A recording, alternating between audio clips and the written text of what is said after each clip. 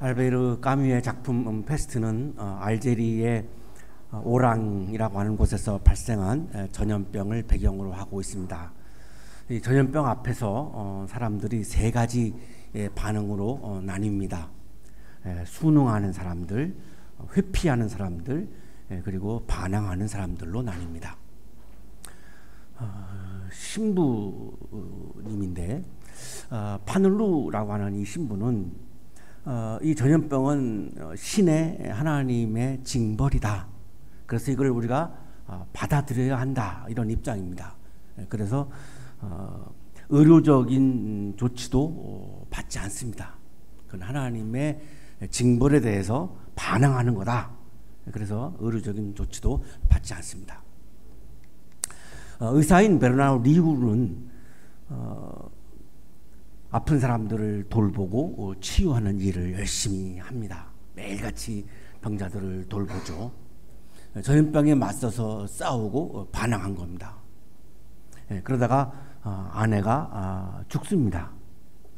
그런 이후에도 끊임없이 매일같이 목숨을 걸고 환자들을 만나서 환자들을 돌보고 치유하는 일을 성실하게 수행을 합니다. 친구인 타루가 리우에게 묻습니다. 왜 그렇게까지 헌신적이십니까? 리우가 이렇게 대답합니다. 가장 긴급한 일은 그들을 고쳐주는 것입니다. 나는 힘이 미치는 데까지 그들을 보호해 줄 것입니다. 아마 비웃음을 자아낼 만한 생각일지도 모르나 페스트와 싸우는 유일한 방법은 성실성입니다. 까뮈는 여기서 성실성이라고 하는 것을 이렇게 말하고 있습니다. 성실성은 내가 있는 자리에서, 나에게 맡겨진 위치에서, 나에게 사명으로 주어진 자리에서 타자의 고통에 응답하는 것이 성실성이다. 리우는 의사입니다. 의사의 역할은 환자를 돌보는 겁니다. 그 자리를 떠나지 않았습니다. 파늘루 신부처럼 하나님의 징벌이니까 나는 이거를 받아들여야 돼, 이것도 아니었고, 다른 곳으로 도망치는, 회피하는 일도 하지 않았고, 자기는 의사이기 때문에 환자들을 돌보는 것이 자기의 일이기 때문에 그거를 성실하게 수행했습니다. 환자들의 고통, 타자의 아픔을 공감했던 거죠. 그래서 그 일을 목숨을 걸고 한 거죠. 이것이 까뮈가 말하는 성실성입니다.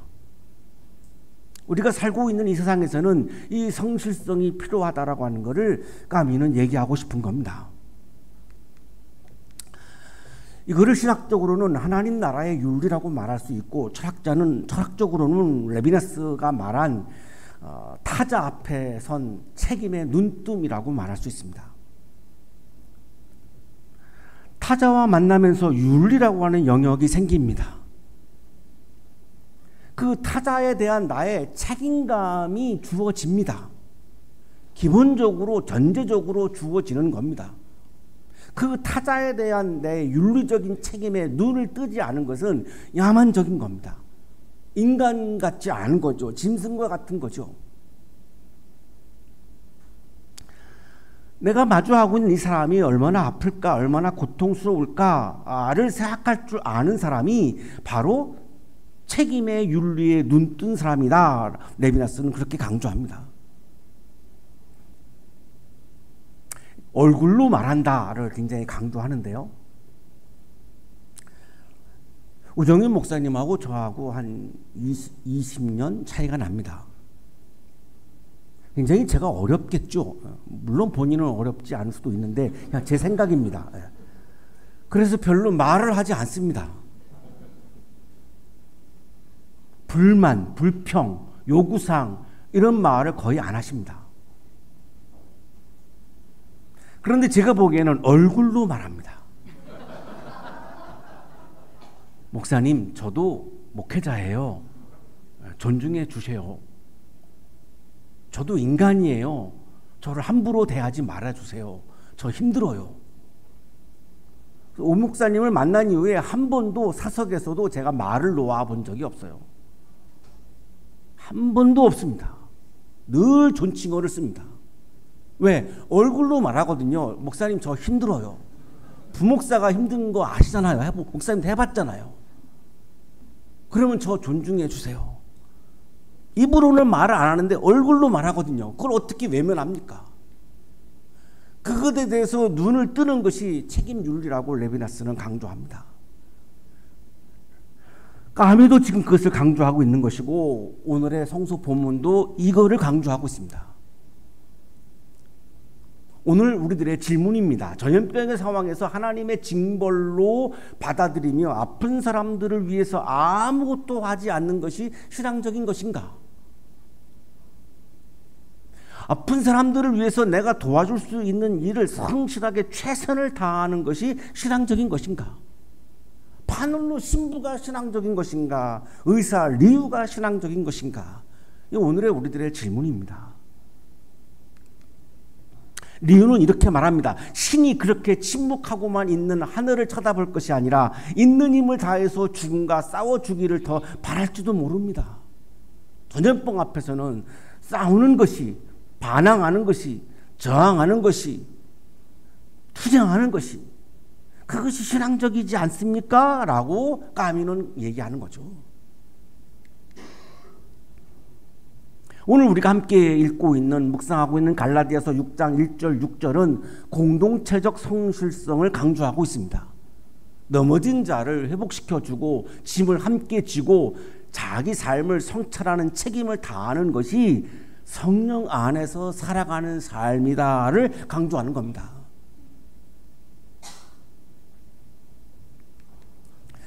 오늘의 성서 일과 본문은 이렇게 시작합니다. 형제자매 여러분, 어떤 사람이 어떤 죄에 빠진 일이 드러나면 어떤 사람이 죄를 범했습니다. 성령의 인도하심을 따라 사는 사람인 여러분은, 그러면 성령에 충만한 사람은, 성령을 따라가는 사람은 그 죄인 앞에서 어떤 태도로, 어떤 자세로 그 죄인을 대하는가를 말씀하는 겁니다. 온유한 마음으로 그런 사람을 바로 잡아주고 거칠게 정죄하고 공격하고 하는 것은 성령을 따라 사는 삶이 아니다라고 지금 말씀하는 겁니다. 온유한 마음을 갖지 못하면 이미 그거는 성령을 따라 사는 삶을 벗어났다는 겁니다.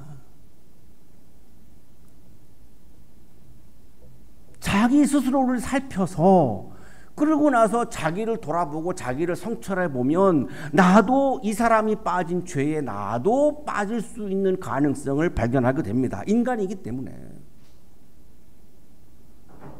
그러면 거칠게 정죄할 수가 없지요. 나도 그런 가능성을 갖고 있는 죄인이기 때문에. 유혹에 빠지지 않도록 조심하십시오. 유혹이라는 겁니다. 내가 막 거칠게 정죄하고 공격하고 거기서 생겨나는 마음이 뭘까요? 바울은 이거를 우월성이라고 말합니다. 갈라디아 교회에 있는 사람들 중에 서로가 다른 유형의 신자들을 향해서 죄를 들추어내고 정죄하고 했다는 거죠. 왜 했느냐? 그걸 하면서 우월감을 느낀다는 겁니다. 너는 죄인이지 나는 의인이야. 이게 굉장한 유혹이라는 겁니다. 여기서 죄는 반복적인 악행을 말하지 않습니다. 실수로 범하는 죄를 의미합니다. 이 실수로 범한 죄인들을 향해서 막 그를 지적하고 들추어내고 정죄하면서 신앙적인 우월감을 내세우는 사람들이 갈라디 교회를 분열시켰던 겁니다. 갈라디 교회를 선교 2차 여행 때 세웠던 바울의 입장에서는 너무나 마음이 아픈 거죠. 그래서 오늘 이런 말씀을 지금 전하는 겁니다. 성령의 인도하심을 따라 사는 사람은 죄에 빠진 사람을 온유한 마음으로 바로 잡아주는 거다. 나 자신도 죄에 빠질 수 있다라고 하는 겸손한 마음으로 자기 성찰을 하면서 이 사람의 회복이 중요하지 정죄가 중요하지 않다. 신약주석가 더글러스 무는 죄에 빠진 사람의 경우에 이 사람을 정죄하고 질책하는 게 중요한 것이 아니고 이 사람의 회복을 돕는 것이 중요하다고 강조합니다. 범법자를 바로잡는 것은 범법자와 주님 및 형제 자매들 사이의 교제를 완전히 회복하여 문제를 바로잡는 것이다. 죄를 지적하고 들추어내는 것은 의미가 없다는 거죠. 이 사람이 회복하는 것이 중요하다는 거죠. 이 사람에 대해서 내가 애정이 있다면, 사랑이 있다면 이 사람의 회복을 도와야 한다는 거죠. 그러나 정죄와 직책으로는 회복을 도울 수 없다는 겁니다.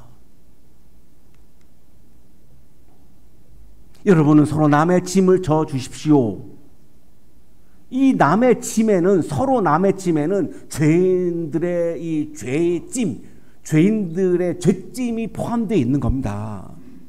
죄인들이 갖고 있는 이 죄책감, 죄짐이 얼마나 무겁습니까?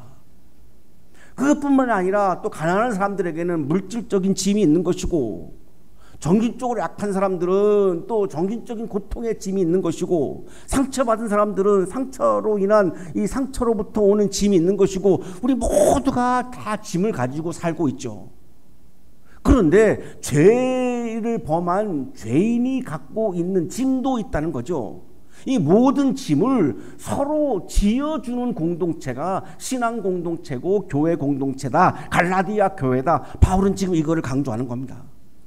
너희들은 왜 자꾸 죄를 정죄하고 들추어내고 질책하는가? 그거는 사회에서는 그렇게 할지 모르지만 교회는 그렇게 하면 안 된다. 그러면 교회가 분열된다. 그 사람들의 회복이 전혀 도움이 되지 않는다.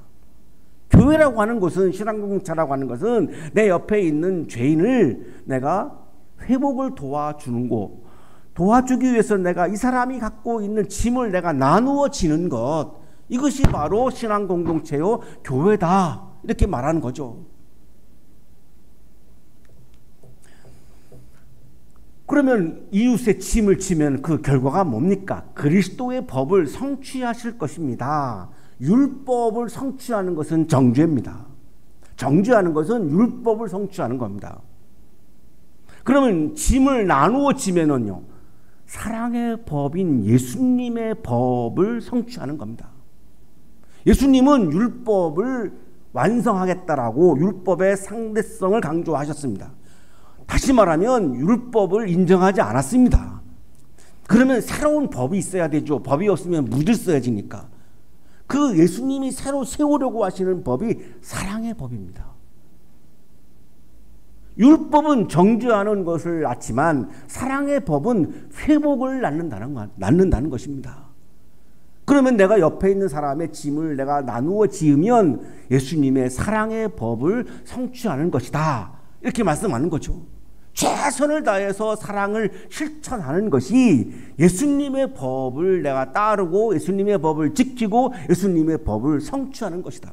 그렇다면 정죄하는 것은 예수님의 법을 따르는 것이 아닙니다.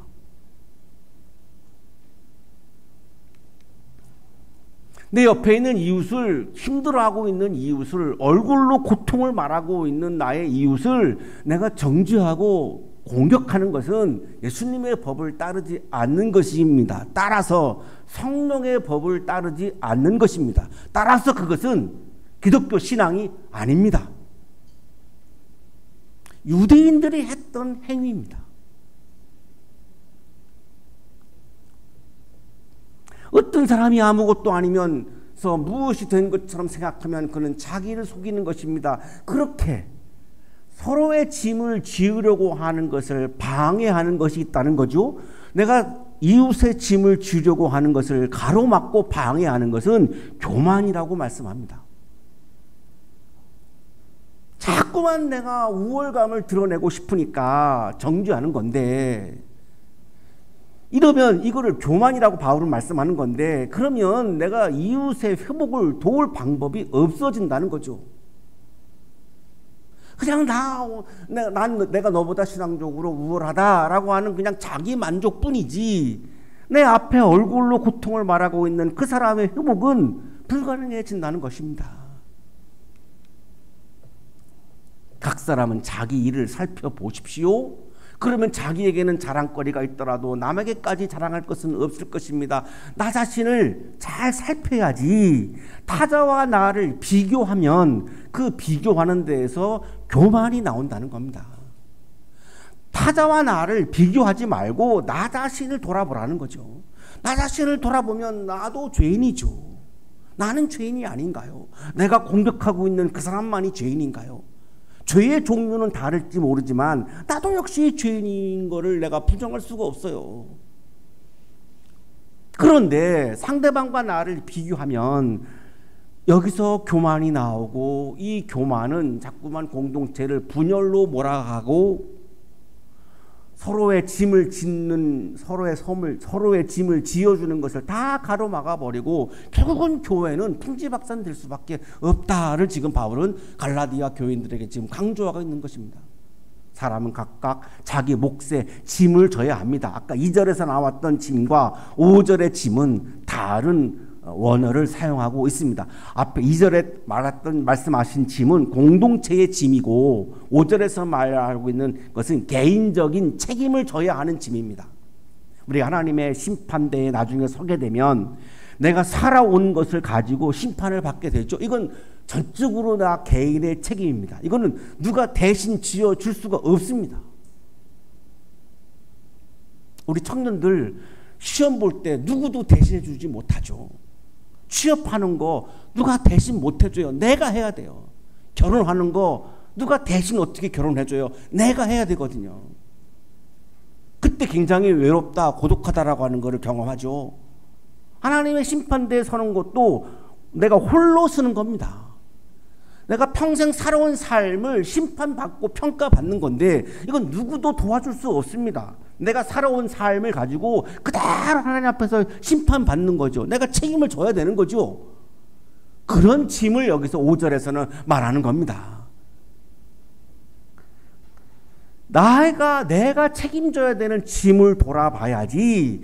왜 실수로 죄를 범한 사람들의 죄를 왜 그렇게 뚫어지게 쳐다보고 있는가?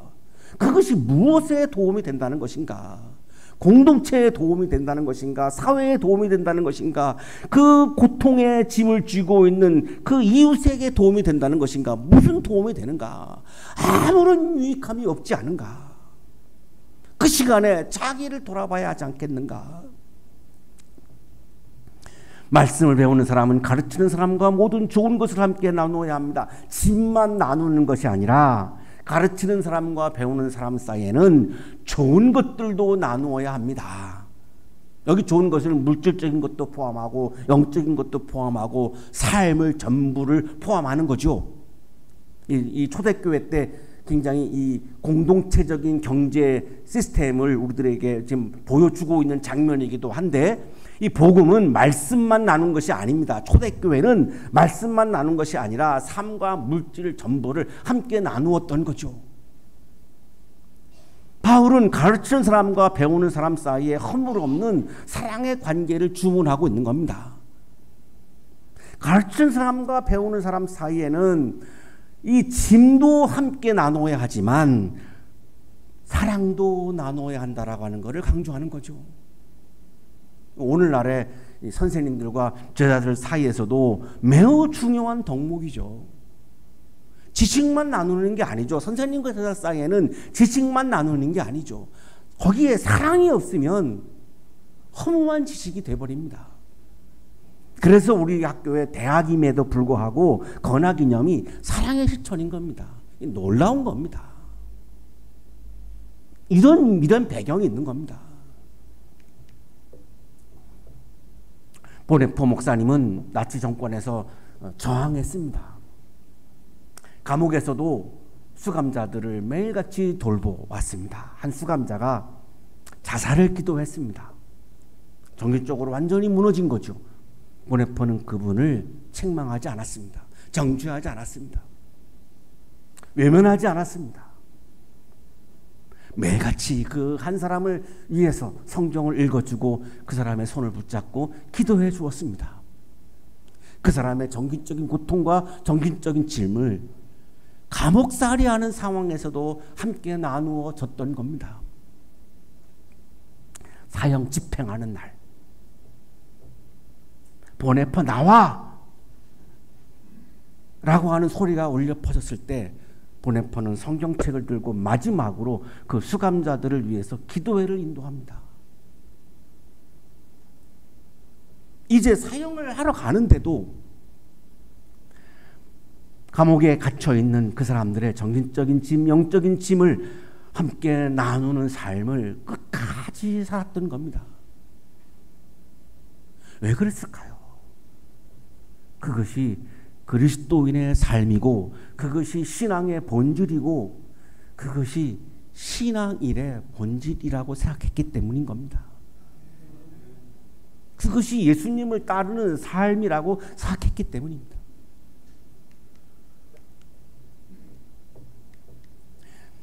보네퍼는 이렇게 말합니다. 그리스도인의 형제에는 우리가 실현해야 할 이상이 아니라 하나님이 그리스도 안에서 이룩하신, 그래서 우리가 참여할 수 있게 된 현실이다.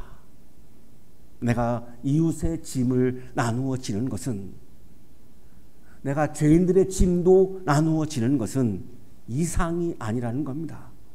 그거는 하나님께서 예수님을 통해서 우리에게 보여주신 지극히 현실이다라고 강조합니다. 내가 의로워서 예수님이 나를 사랑해 주셨나요? 내가 죄인임에도 불구하고 예수님은 나를 사랑해 주셨고 그 사랑의 극치가 십자가 사건입니다. 예수님은 이것이 현실임을 보여주었습니다. 하나님의 현실임을. 하나님이 천상에서 멀리서 위에서 우리를 향해서 이렇게 해라고 말씀만 하신 것이 아니라 하나님 스스로 사람이 되셔서 우리를 십자가에 죽으시면서 우리를 사랑해 주신, 죄인인 나를 위해서 사랑해 주신 현실임을 보여준 거죠. 그런 은혜를 받은 내가 나와 같은 죄를 향해서 손가락질하고 정죄하고 공격하는 것은 그리스도인의 삶이라고 볼 수가 없죠. 서로의 짐을 지는 것은 이상이 아닙니다. 사랑의 실천은 이상이 아닙니다. 이기적인 내가 어떻게 사랑을 실천합니까? 그 이기적인 것을 뛰어넘는 것을 우리는 신앙이라고 말하는 겁니다. 교회는 나와 마음이 잘 맞는 사람들만 그런 모임 공동체가 아닙니다. 나와 다른 사람들이 존재합니다. 때로는 넘어지는 사람도 있습니다. 무거운 짐을, 무거운 고통을 지고 살아가는 사람들도 있습니다. 연약한 사람들도 있습니다. 그 사람들과 함께 조건 없이 영성과 물질을 나누고 사랑을 실천하며 살아가는 실제적인 공동체가 교회 공동체입니다. 그것을 위해서 교회가 존재하는 겁니다. 교회를 크게 세우기 위해서 교회가 존재하는 것이 아니라 사랑의 실천을 위해서 영성과 물질을 아파하는 사람들과 나누기 위해서 교회가 존재하는 겁니다. 우리 대학교회는 특별히 대학교회이기 때문에 청년들의 아픔, 청년들의 고통, 청년들의 짐을 나누어 지는 것이 가장 중요한 사명입니다. 그것을 위해서 우리 교회가 존재하는 거죠. 그리스도인은 단지 교회에 출석하는 사람이 아닙니다. 그리스도인이란 짐을 함께 나누어 지는 사람입니다. 그것이 참된 신앙이고 참된 그리스도의 사랑입니다. 예수님께서 나의 짐을 지어주셨기 때문이죠. 사랑하는 한양 가족 여러분, 형제 자매의 짐을 지면서 예수님의 사랑의 법을 이루어가는 영적인 기쁨이 충만하시기를 간절히 축원합니다.